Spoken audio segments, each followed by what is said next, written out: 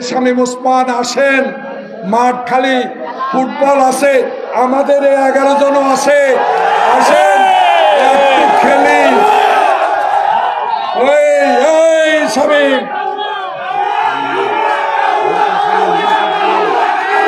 এই শামীম,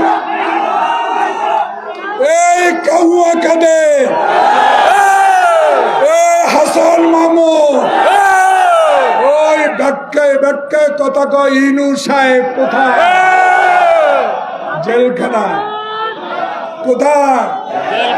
আজকে দেখলাম একজন লাঠি ভর দিয়ে, আমারে না পা ভাঙ্গা গেছে, লাঠি তোর কি হয়েছে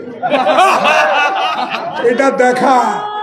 আর একজন পলক সাহেব আজকে বলল কি জানেন, তা আমার নেতা শেখ মুজিবুর রহমান বলে গেছে লড়াই করে টিকতে হবে, লড়াই তোরে দেখাবো।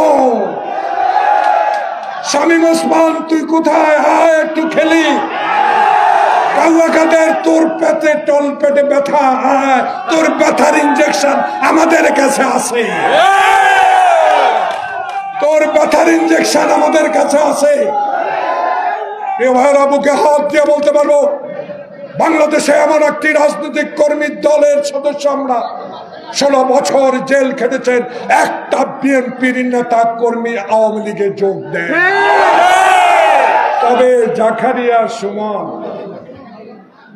জানাব ওয়াসিম সাহেব, জানাব আমাদের professor organising secretary Selim Bhuiyan, দয়া করে ডলার আর রিয়ালের দিকে তাকাইয়েন না।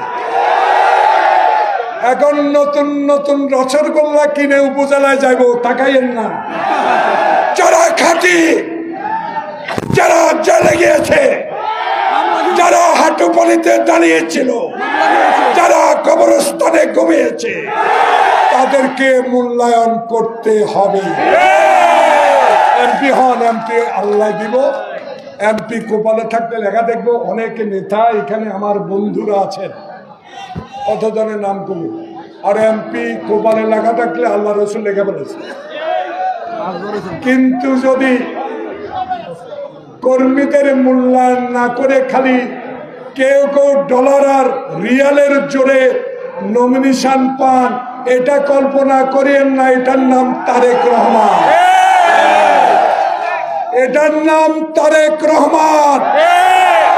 জিয়াউর রহমানের জীবনী দেখেছি, অনেকে খোঁটা দিতেন জিয়া